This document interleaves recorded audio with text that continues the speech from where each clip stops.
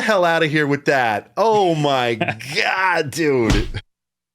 Sharon and I are here today with Charles Berthoud, bassist, multi-instrumentalist, composer, and YouTube creator. He was born in England, moved to Boston to attend Berklee College of Music. He's often recognized for his ferocious slapping and two-handed tapping techniques, but also his incredible content creation, which hides musical commentary beneath a thick layer of virtuosic playing and sarcastic parody. He has a brand new signature bass out with Schecter, and we're going to talk about absolutely all of it today. Charles, thank you so much for being with us today. Yeah, thanks so much for having me. It's awesome.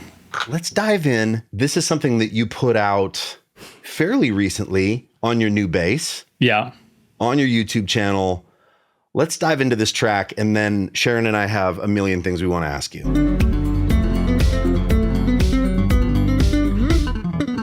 Oh my God.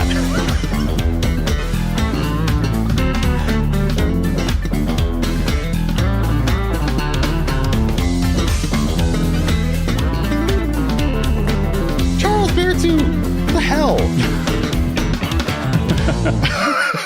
I mean, that last chunk is like the most pyrotechnic, unbelievable thing. And it's in time and it sounds good. And like, there's so many things.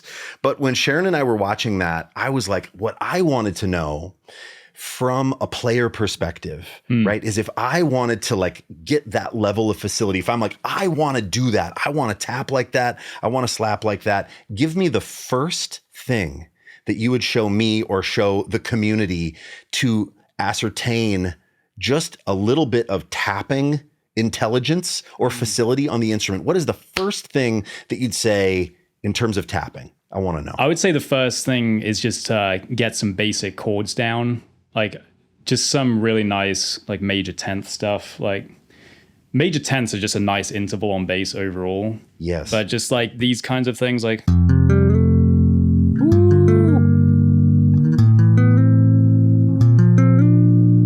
So Charles, break that down. You're playing a root and a 5 and then what, 9, 10? Yeah, sliding 9 up to 10. Yes. And yeah, it's so fun to just play around with those types of chords, and they're not too tricky. They've got nice spacing, which is very important on bass. You got to have the width to those chords, otherwise it can start sounding muddy pretty quickly. Right, like a spread of the intervals. Exactly. Yeah, you don't want close voicings too often with bass unless you're quite high up the neck. Sure. But yeah, messing around with those, that's what I did when I was first starting with tapping. And you can just have a lot of fun with it. You can just mess around with that, and that's going to get the feel for tapping pretty quickly. Yeah. Okay, cool. I love that. How about, too, I'm going to ask you the same question, but with slapping, right? So what is the first thing that you did or that you would advise people to do if they want to get into thumb playing? Well, what I did, I started out with flea stuff. One of the first slap bass lines I learned was higher ground, you know. Yeah. So like all of those kind of just like octavey slap bass lines, that's a great place to start because octaves are everywhere in slap. It's something, you know, the interval's nice and easy, falls under the hands nice and easily. And it's just another one of those things where you can just kind of slap like crazy, do octaves everywhere, and it'll sound pretty decent no matter what you're doing. So you started and you're doing the flea thing, right? You're playing higher ground. Are you bouncing at that point or kind of thumb down like flea? And then when did you transition? Because you can double thumb like Victor, like a beast too. So like when did that evolve in your playing? I was doing thumb down initially because that's what flea did. Yes. And also that back then I had my bass really low, like everyone does when they first start because it looks cool. Because it looks so cool. Yeah. So I slapped like that for probably, I'd say, the first like 8 years of my playing. It was a long time. So then when I realized that as cool as it looks and as cool as it sounds, it does limit you.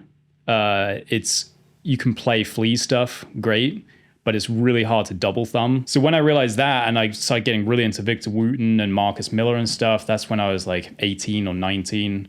So yeah, I'd been playing bass for about 8 years. That's when I realized I was going to have to just learn how to do this kind of whole new slap technique. And it felt really unnatural at first. And it's one of those things where my playing almost had to get worse before it got better. It's like, right. I felt like a beginner for a little bit. It took a good year. And actually Scott said that too. I remember Scott had to go through this exact same transition. Yes. After about a year, it started feeling more natural again. And then now the double thumbing comes so much more easily. Right. For me too, I remember I was trying to do it a different way. I was doing like a slap thing where I was hitting with my thumb and then hitting with my middle finger, alternating that way. And I thought, oh yeah, that's cool. And then there was a guy in a music shop that I worked with that was just a beast on double thumb. And it was so much better sounding. Like it sounded so funky. And I remember thinking, damn it, like I want to do that. And it took me about a year or two. Did it hurt for you in the beginning? It like hurt. Oh, the double thumbing hurt, definitely. Yes. Yeah, it's weird. I remember when I first started trying it, I thought I didn't know what Victor was doing because I was like, he can't be doing this. Like this is so painful. Like surely he's not putting himself through this pain every time he plays. But then I just thought back to how I had pain when I was first doing fingerstyle, and I realized, yeah, he's probably just built up some calluses on like the front of his thumb, which is not something I really thought you could do. But yeah, the pain just kind of stops after a little bit. It's so weird because I remember thinking this sucks. Like it's awful, but then it kind of just does subside. I don't do it a lot, but I don't feel like I ever even really like, there's no big callus on the side of my thumb or anything. It just sort of like stopped hurting. Can you demonstrate a little bit of the double thumb thing or like how you would show somebody that wanted to start out? Give us a little demonstration of like going from thumb down to thumb parallel and through and then up. Like what does that look like for you? Yeah, I mean, honestly, the first thing I would do would just be, and this is actually what I did, is just relearn the slap bass lines that you've learned with thumb down with thumb up, because it's a bit too much of a transition, I think, to go from thumb down to just straight up Marcus Miller double thumbing. First of all, learning to slap with thumb up. So that's what I did with higher ground. Like before I was going like this, like it's hard to do with your bass like at kind of a higher length, but it's like. So then that's one of the simpler slap bass lines. So I just thought, okay, I'll start by trying to learn those types of bass lines with thumb up. And then after that, I just started trying to do some more simple double thumb type bass lines, just like literally just simple exercises like that. And then I tried to bite off more that I could chew, and I tried to do classical thump, which is a little bit of a leap. Man, I've heard you do that though. I mean, I watched that Dead Wax or Professional Musicians React, I believe as it was first called, with Jack Conte and Ryan Lerman. Man, I mean, I loved that episode that you were on. And I mean, what a flex, dude. Like coming in and they're like, the foremost internet expert on Victor Wooten is here with us to, you know what I mean? And you were just like, you're like, could you show that? You're like, of course. Right. But that's crazy. I mean, classical thump, would you mind just giving us a little sample of that? Do you still remember that? Is that in your bones? I haven't played it for a while, but I could probably still do it. It's like...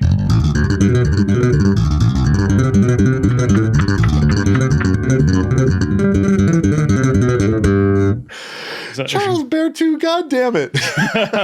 I can probably still do it. See, I haven't played it for a while, but when I did play it, I drilled that for like 3 months, like 2 hours a day. So it's like, I'll probably never forget that one. Show us though the evolution, like you know how Victor does it. Will you just show us? And would you mind like slowing it down a little bit? Like play the singles, do the doubles, and then get into the triples, but just like at a lower tempo, like how you would have maybe practiced it in the beginning.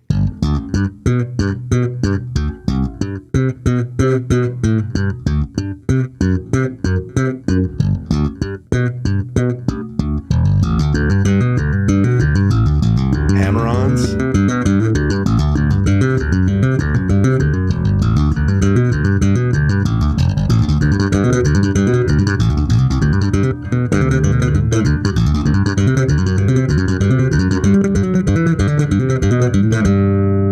And then and so on. Yeah. And then you're like, should I go into the next section? Because I know it.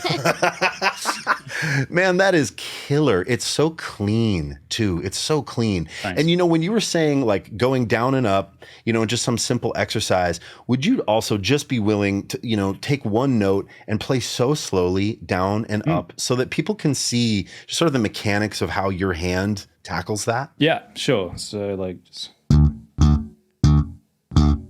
So you're going straight through, and then are you pulling back up with like the meat of your thumbnail? Yeah, it's definitely mostly nail. Yeah. Yeah. And you're way behind the fret too. You're like back an inch maybe past that last fret, right? Yeah. Kind of in the gap. The thing about the double thumbing is it's painful, definitely, when you first start. And it takes a while. You've got to really get the exact right motion because it's vastly different to kind of like, you've got to get the right amount of wrist, basically. Like, yes. Sometimes I think I did this where I was like, I was going like more like, I see bassists do that and it sounds and looks great. But for me, that just didn't work. I don't know why. I just never was really getting it down with that type of motion. So I found that once I was getting my wrist more involved, everything started feeling more fluid. Interesting. It's Yeah. like that Corey Wong thing, right? Yeah. Where he talks about like turning his wrist into just cartilage. Yeah, I've never heard him say that, but it makes so much sense. I saw a video of him the other day where he was just doing like crazy fast triplets so perfectly in time. I was looking at his wrist, and it's like you said, it just looks like this. It just looks like this. Yeah, exactly. It's just It's like a blur, motion blur. the amount of flexibility was just crazy. Do you ever play with a pick? A bit. I'm not that proficient with it, but there have been times because I do some session work online, and sometimes the song, it just has to have a pick. It's Right. like I force myself to do it, and it feels weird and unnatural, but it'd just be such a shame to not use a pick on that particular song. Having as many of these types of skills available is great, not only for session work though, it's great even if you're doing crazy weird solo stuff like me. It's great to have a wide range of tones available, but in session work, it's a bit of a buzzkill if you can't do that type of thing, like play with a pick if the song needs it.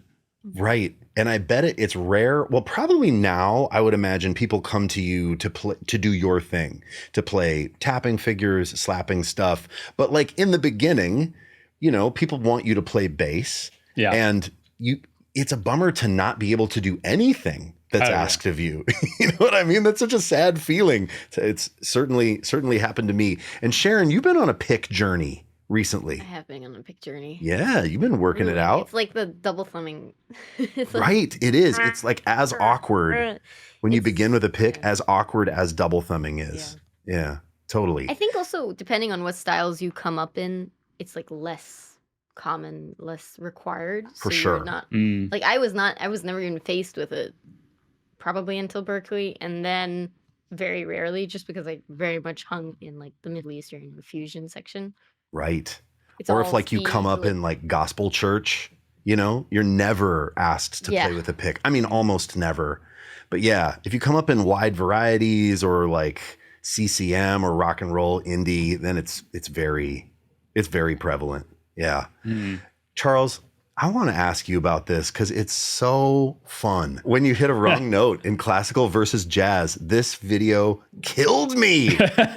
Let's watch a little bit of this, and then I want to ask you about your childhood. Oh yeah, okay, all right.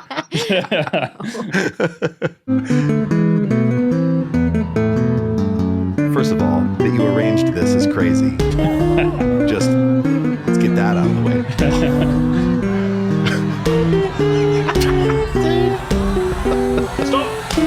Stop! Stop! What the hell was that nonsense? Look what you've done to them. I'm sorry, I just got nervous. You were the chosen one, Charles. You were supposed to bring balance to the music, not throw it into darkness. Thank you for the Star Wars reference. What are you talking about? I just made some I'm glad you picked up on that. Your mistakes resulted in some of the darkest sounds in the universe. Chromatic approaches, altered scales, and the interval that must not be named. Tritones. Ah, don't say the name! Don't say the name! And now, Winston's dead, and his blood is on your hands. I'm so sorry. I had no idea that was even... No wonder you have no friends, you sad, worthless waste of space. No wonder you've never achieved anything in life and wake up every morning wishing you were someone else. You, my friend, will die sad and alone, and there'll be no one there at your funeral. I mean, dude, first of all, R.I.P. Winston. Yeah. I seriously, you need to get that merch. I would buy it. Just make like an R.I.P. Winston thing. Make it a hashtag. I would. Yes. I would wear that. I mean, Sharon was like, last night, Sharon was like, how fast can I get an R.I.P. Winston t-shirt for the shoot tomorrow?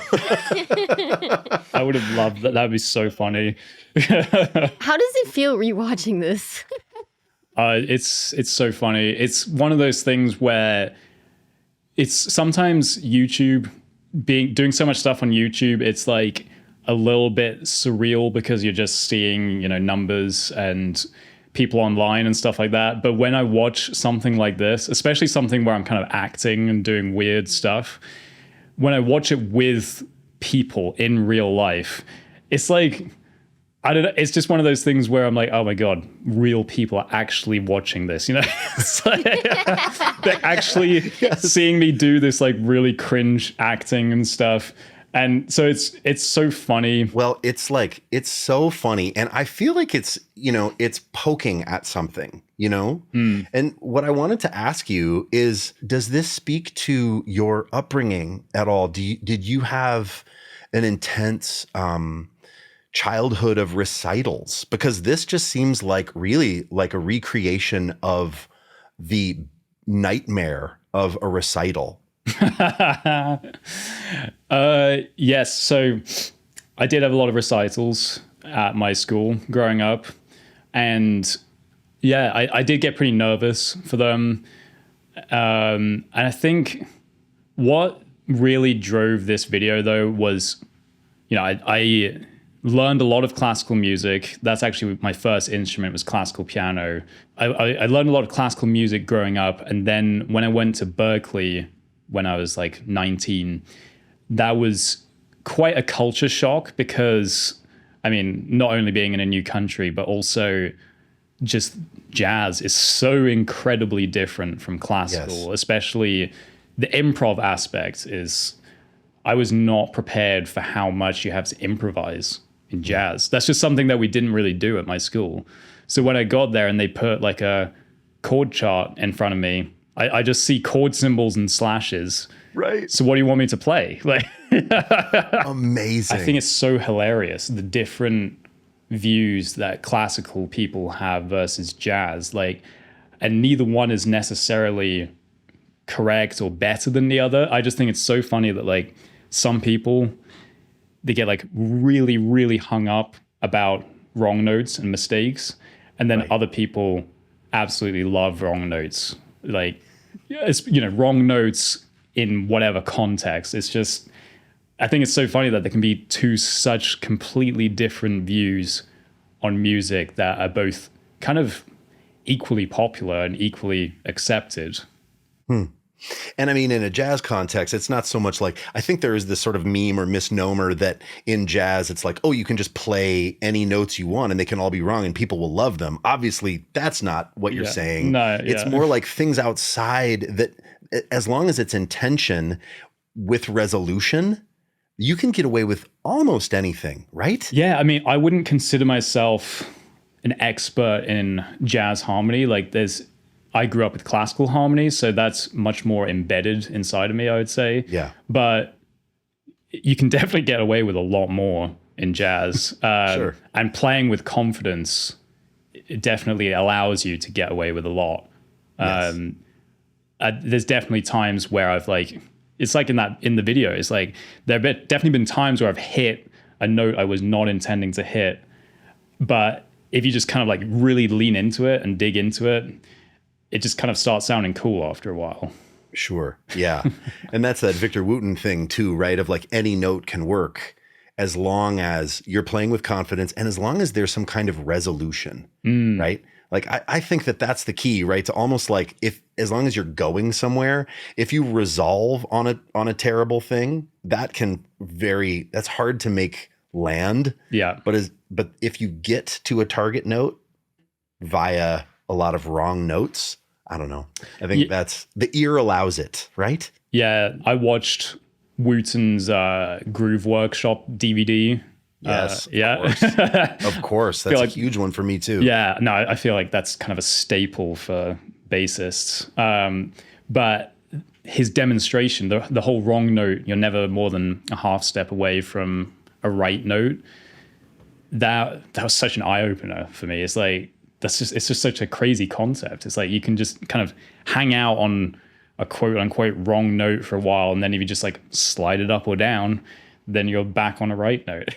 Right. Oh, I love it. And instead of freaking out, right? Like, oh no, like, that was me. I'm still me sometimes. Like if I play something wrong, I'll let go.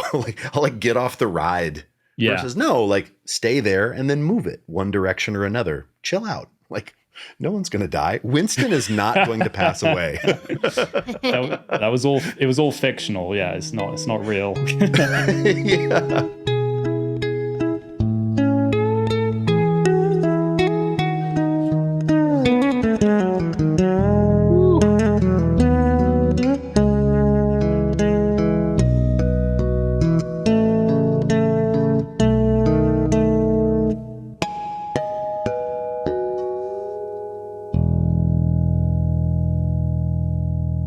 My goodness. I mean, so many things, like high risk intonation maneuvers at the end of that piece, right? I mean, it's so high risk, no lines, you're on this thing. Obviously it's a journey, but could you talk about something that you did early on with Fretless to combat just what everyone experiences, which is just always being out of tune? Like, do you have any intonation tips, tricks, exercises that you worked on? I would say one of the biggest things that you should do to start getting good intonation on Fretless is you've got to be playing with accompaniment. Don't practice completely on your own or just with a metronome, because then you don't know if you're in tune or not. So that might sound obvious, but it's something you don't think about when you're playing a fretted bass.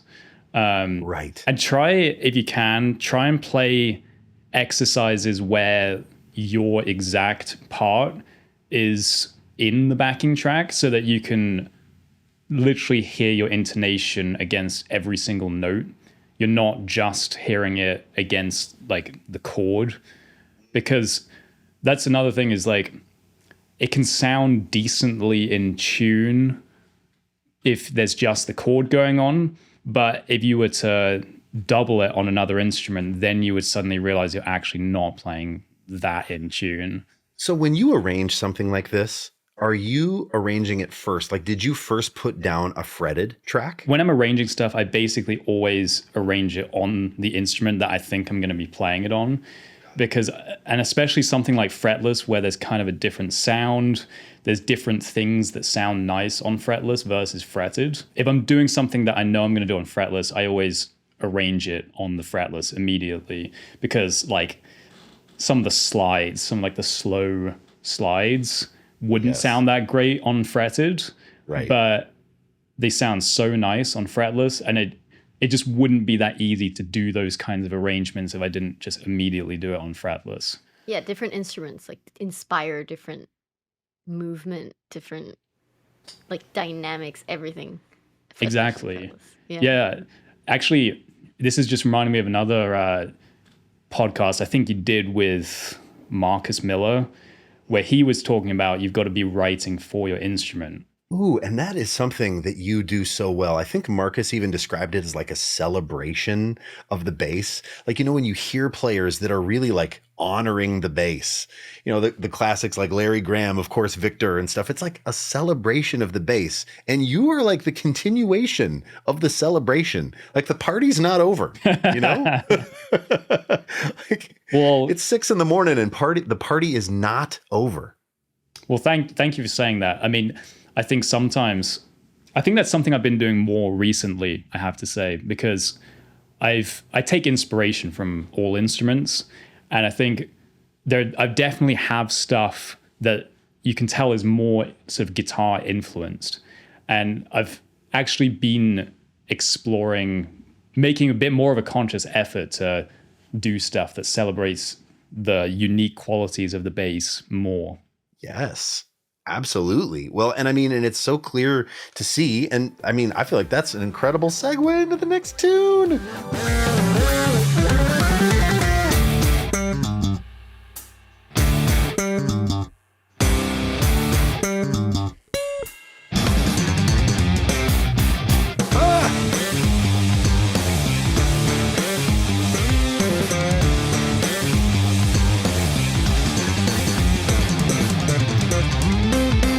Get the hell out of here with that. Oh my God, dude. That last riff. Is there any chance? I'm so sorry to put you on the spot, but you have that bass. Do you remember that last incredible pyrotechnic riff, even if it's slower or whatever? Yeah, I think it's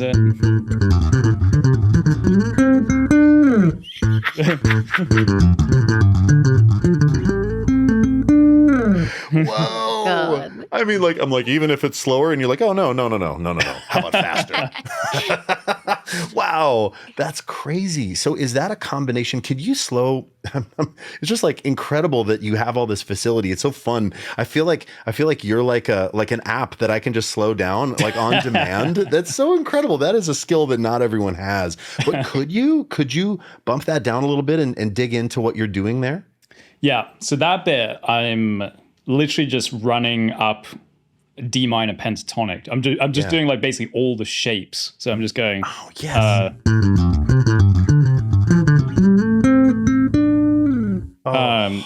And then like a little bluesy thing at the end. Yeah. So. Yes.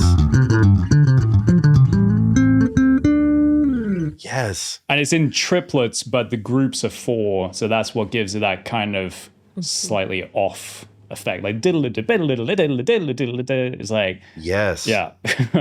And do you, when you're writing something like that, and you know we're coming up to the culmination, we're coming up to the climax of the tune, right? And you're going to put in something like that. Are you thinking shapes? Are you playing shapes? Are you hearing it? Are you thinking a melody? And like how do you write that? Like, what's the process for you writing a riff like that? I often like to have a crazy climax like that at the end of some section. And usually I'm just hearing it. I do have kind of pet licks that I use a lot.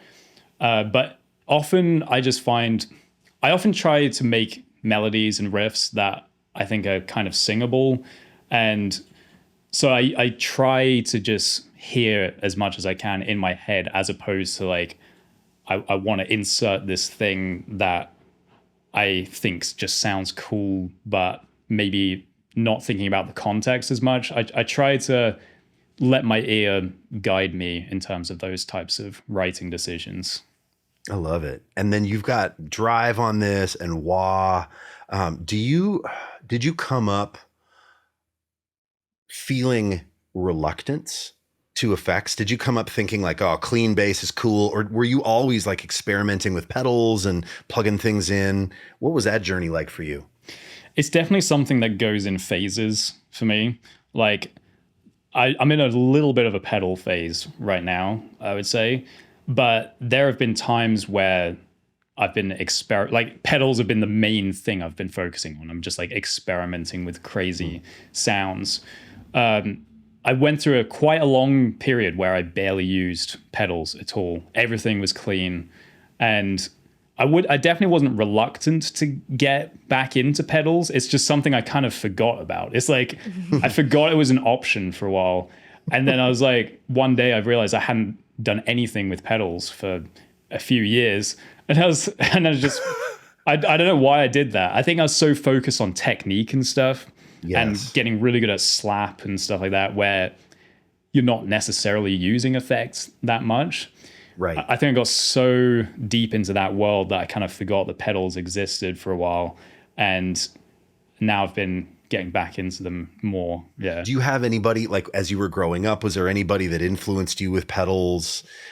Anyone out there that you were like, oh, I want to sound like this? I mean, early days, Cliff Burton definitely was a big influence with like the distortion and the wah and all that stuff. So I definitely had a Cliff Burton phase, like I think most bassists do at some point. He was probably my biggest one in terms of effects. I'd say Flea influenced me to do some like slap with wah. Like coffee shop, bass solo, that type of thing. Yes. Yeah, those are some of my biggest. Victor got me using reverb a bit on tapping. That's something a lot of bassists never use, is reverb. And I know why. It's like you usually don't want to use it on a bass line. It usually muddies things up. But I think when you're tapping and doing soloistic stuff, especially solo tapping, having no reverb, I wouldn't do that too often. I always like to have some reverb when I'm doing solo tapping. It just gives it that ethereal feel, which is very important. Yeah, absolutely. I mean, and I think too, probably doing some sessions, you've thought about sounds in a way. I mean, that's what brought me into effects, was someone wanting a gritty thing. And I'm like, well, hard to get gritty without some distortion, or, it's such a fun road. I am absolutely addicted to pedals and sounds, and it was so fun to see you using the wah. Oh man, it was totally Cliff Burton, and that absolutely connects. That song actually crashed. It's got so many different influences in it. I'm pulling a lot, like the cleaner sections. They've definitely got some Marcus Miller vibes. The distorted sections have definitely got some Cliff Burton vibes. It's kind of a distillation of a lot of my influences into just like one melting pot of a song. Can we talk about that beautiful bass that you're sat with there? This is a brand new signature instrument for you, right? From Schecter? It is. Yeah. Yeah, so it's called the Schecter Charles Berthoud CB4. It's amazing. I absolutely love it. We designed it to be something that you can play in every style. I think it looks really cool, and it doesn't look too much like one style. Like, obviously, there are some basses where it's like, that's a metal bass. That's a funk. There are some basses that you can only play in a metal band. And I think this is a bass you would still look cool playing in a metal band, but you would also wouldn't look out of place playing in like just cover, like a top 40 wedding band or something. It's like you can kind of play it wherever you want. And yeah, we basically just designed it to be something that is very agile, very playable, feels great to play. So it's got some pretty cool features, like it's got a very deep cutaway up here, like so you can get to the 24th fret nice and easily. And that's very important for me. I play a lot of stuff up there. So that's very helpful for just agility up there. And then it's also got like a nice thin neck. It's 20 millimeters up here and 22 millimeters here. And I actually don't have the biggest hands. So that is just another thing that helps me play fast. What's interesting to me is that you're talking about this thing being this versatile thing for anyone to play. I really like that. I think that sometimes when people make signature basses, they go at it, or signature instruments in general, it's like exactly what they want that's going to perfectly suit them. But I'm hearing you talk about this sort of like broader kind of zoom out of like what's going to be a bass that everyone can play. Yeah. And I don't know, man. I just think that that's like the spirit of that is very nice versus like what's going to be exactly the weird thing that only I'm going to like, and like, deuces to everybody that doesn't like it. You know what I mean? Like, I like this idea. And was that your idea? Were you thinking you wanted to make a bass like every player's bass? Yeah, well, basically I'm not that picky when it comes to basses. Like, interesting. I know there are some people who, they're incredibly picky, and everything has to be exactly the way they want. Is that you? Sharon is giving me the look. That's great. Yeah, right. Yeah, but that's perfectly fine, obviously. But yeah, so I wanted to make it something that I didn't want people to like go into a guitar store or whatever and look at this bass and think, oh wow, that looks great for someone else. Like that looks like an amazing bass that someone else could play, but not me. Like I wanted it to be something a little bit more neutral, even though I do think it has some of my kind of flair and personality to it. I still wanted it to be a bass that someone else can buy and really make it their own. Because that's, at the end of the day, that's one of the main things that I want to do with all of my channel and everything, is just inspire other people to play this instrument, which I think a lot of people still don't know how amazing the bass is. So I just wanted to make sure that like I was still, I was still achieving that goal of like, I want this to help people get into bass, basically. So I want it to be very playable, and I don't want it to look too much like, oh, this is just Charles Berthoud's bass and right, no one else can play it but him. Well, the spirit of that is like very alive in you. And I can tell by the way you make content and by the way you are choosing to make like bass forward recordings and videos, that it is about this thing of like, hey, check out this instrument. Not just like, oh, I'm going to, make a record where it's in the back and, properly performing its traditional role. Right. It's like up front, absolutely in your face, and it's fun. The videos are so fun. Right. So I applaud that. I mean, I think the community is very fortunate to have you on its side. It feels like you're on our side. Oh yeah, definitely. And that's such a fun feeling. I think too, I mentioned this before, and I'd love to see if you have any personal story of this. For everyone watching you who's just like, I could never, and this dude was probably like this and always this amazing when he was really young, and I could never get to that level. Do you have a story in your past of when you were discouraged? I just briefly, for me, my first session, I got fired because I didn't know Beatles references. And there was this moment of the guy saying to me, hey, let's do something like McCartney in the Bridge. And I didn't really know what that meant. And I pretended.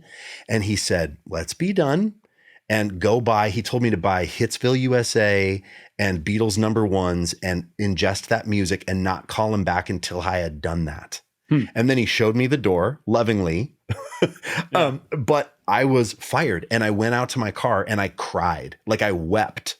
Right. In the car, Yeah. And then I went, and I'm so thankful for him, actually. Matt Kirkwold is his name. I went out and I bought Beatles #1s and I bought Hitsville, USA, and I did that work. And, and we've been working together ever since. So it was a happy ending for me, but absolutely crushing in real time. Yeah. Do you have anything like that happened to you that really was pivotal in your career? Yeah, I'm trying to think if there's like one specific moment or a specific moment like that where there was kind of a setback. I mean, I will say I've had to work really hard on everything. Like I wouldn't say that I'm the most talented bassist. Like I think there are people who pick things up more quickly than I do. And so I've had to work very hard. I've put in loads and loads of hours of practice. So I think that's something that people should definitely remember when, they watch my videos or anything, is like, I spent a lot of time not being very good. I remember when I first started taking lessons with my teacher at Berkeley, he was so brutally honest. And I actually really liked that. Like, because it felt like I'd been only seeing this like dark, unlit path for a long time. Right. And then he was just like shining this light where I finally knew how I could improve. I could see a path in front of me. Dude, I got goosebumps when you said, that he illuminated the path Yeah. I think that takes so much humility and like leaving ego at the door. I think there are a lot of people out there that are trying to impress their teachers or trying to sort of like fool them into thinking they're good. That when the teacher says, this and this suck, and here's the path to get better at it. There are a lot of students, and I was even one of these students that was like, it hurt. It stung, even though you knew it was the right thing. Sometimes though that type of critique is like, I'm such a people pleaser. I want people to be like, oh, Ian, you're doing such a good job, but I love this spirit in you of saying this was refreshing. Someone saying, hey, here are the things that aren't great. Here's the path to greatness. Should you choose to embark on it? And you did. Yeah, I think I was so ready for it. I'm not exactly sure why. I think maybe I just hadn't really had such clear direction before. And I felt like I was working really hard, but my focus was just in the wrong places. Like I didn't know how to get my technique to a really great point. And so, yeah, I think when I started lessons with him, I was ready to just hear anything. I was like, you can tell me I've got to practice 12 hours a day and I'll do it. Like, I just want to get good at this instrument. Right. Oh, I love it at any cost. Right. Oh man, that's amazing. How much, just for people out there wondering, when you start arranging a piece for YouTube, like Crash, for instance, how much time goes into writing and arranging that, would you say, hour-wise? Right. Yeah, writing and arranging, I try and do things pretty quickly. Because YouTube, you got to be kind of constantly, it's always coming. Yeah, you got to like kind of constantly be putting out stuff on YouTube. Right. So with those kinds of slightly more involved originals with a lot of production and stuff, it's probably around a week, I would say.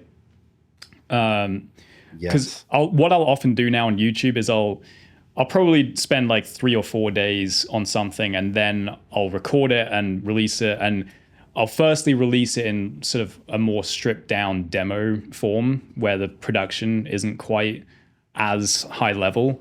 And then I'll film like a really nice music video. I'll really try and get the audio to a really great level. So that's maybe another few days of work. So yeah, it probably is about a week for like the more involved, like higher end originals that I've been doing recently. Yeah. Amazing. So, I mean, potentially like a 40-hour work week of getting a 30-hour work week? Oh, no, more. 80-hour work week? Well, I guess, yeah, I mean, I guess I'm not only doing that throughout the week, but yeah, it probably comes to like, I don't know, 60 hours or something like that. It's a good amount of time. Incredible. That's really a cool thing for people to realize, that it is such hard work and investment and time. People out there that are thinking, I want to start a YouTube channel. My son, who is 8, said that to me the other day. Dad, I want to start a YouTube channel. I was like, oh my God. Right? Because it's so, now, not everybody wants to be, a YouTube sensation, right? But to do it at the level you're doing it, I think it's really cool to let people know that this is not an easy road. I think some people, especially in classic music, traditions, who are touring and, making records, think, oh, the content thing is easy. Oh, that's an easy out. I've heard people say like, oh, well, that's just making videos. And man, nothing could be further from the truth, right? Like the amount of work that goes into making a weekly video, it's crazy how much work it is. It's also more exposed. Yes, absolutely. Okay, you can fix stuff in post, but also you're still exposed. Everything you say, everything you do is just, it lives there. It's a completely different like psychological game than when you're on stage. Yeah, that's definitely a good point to bring up, is that like everything you do is being seen by lots of people. And it's, you got to kind of block it out to some extent. Yeah. I feel like you can get a little bit wrapped up in kind of what people are going to think of the next song you put out or whatever. And you can end up putting so much pressure on yourself that you almost just start doing the same thing over and over, because you had like one thing that worked and you're like, well, I'll just do that again because that worked last time and hopefully it'll work again this time. I think the hardest part of it is just coming up with new ideas on a regular basis. It's definitely possible, and it's really fun, but it's just having it every single week is where it can be tricky sometimes. Part of the discipline of the craft, right? Yeah, exactly. Yes. Charles, are you ever going to take this show on the road? Am I ever going to get to come see Charles Berthoud in concert, dude, just crushing a giant PA at a venue? Yeah. I mean, well, next year, I've got a few gigs booked actually next year. I'm actually not 100% sure whether I'm supposed to talk about them yet, but there's some stuff happening in April. And then there's going to be hopefully a lot of stuff happening towards the end of next year. And yeah, it's been a while since I've done a lot of live stuff, actually. Yeah. Pre-COVID, I was doing a lot of live stuff. That was actually my main thing before YouTube started taking off. Of course. And then COVID happened. Right. Yes. And so, yeah, since then, I've been just so focused on social media and YouTube and stuff that live stuff definitely took a back seat for a while. But I'm feeling that urge to go out and play in front of audiences. I actually did guest solo. Do you know the band The Omnific? No, I don't. You should check them out. It's a progressive. I'd say they're progressive metal. Maybe they're not that heavy though, like metal rock, I would say. But it's 2 bassists and a drummer. Oh, we will definitely check them out. So I feel like I saw. Did you put some stuff up on socials doing something with them? Yes, I feel like I saw that, but I wasn't connecting the name. So I'm in Boston, and they did a show at the Brighton Music Hall. Yeah, and basically just a few days, well, I think actually a week before the gig, one of the guys in the band, I told him I was coming to the show, and like I'm really looking forward to seeing you guys, and then he like got me on the guest list. But then maybe 3 days before, he sent me a message on Instagram and said, oh, by the way, if you want to do a guest solo with us, like we'd love for you to come and do that. I was like, oh, cool. Sure. Why not? Yes. So yeah, that was like a month ago or something. And it was really fun. But I bet. It got me really hyped to do more live stuff in the future. Well, that would be a gift. Man, it would be so fun to see your show and just be in there as a cheerleader and supporting you. It's just awesome. Well, we've got at SBL, obviously, we have a couple of courses of your tapping, of like you going through an incredible trajectory of like starting out. If you've never tapped before, you can dive in to your courses all the way up to heavy, like arranging and some thoughts about, doing more advanced things on the bass in terms of tapping. So anybody out there watching, check out Charles's courses on the SBL Academy because they're amazing. But also, other than that, Charles, will you please let people know where they can go to support you the most? If you would need a new bass, you should get the Schecter CB4. I can vouch that it is a really great bass. So that's available on the Schecter website and on Guitar Center and Sweetwater. But I think the Schecter website is probably the best place to get it.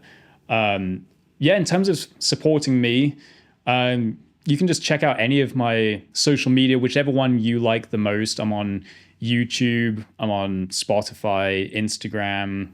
I am kind of on TikTok. But any of those places, I'd love to see you there. And I'm posting there a lot. So hopefully you'll like it. Charles, thank you so much for being with us today. This was incredible. Thanks so much for having me. It's been so much fun. Oh, so fun. Sharon, what do you got? I am amazed because I'm not great at double thumping and I'm not great at generally those are things that I'm just recently getting into. It's always nice to know, no matter who you talk to, the struggles, and then you're hiding them.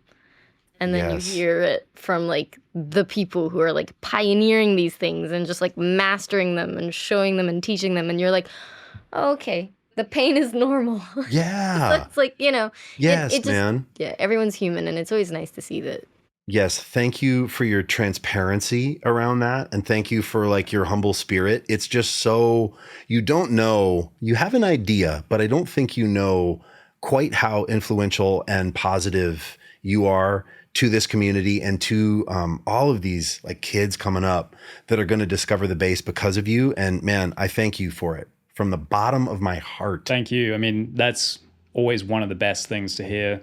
I love getting comments or DMs to that extent, you know, people saying I inspired them to play bass, and those are the types of things that make me want to keep going. It's just such a great feeling.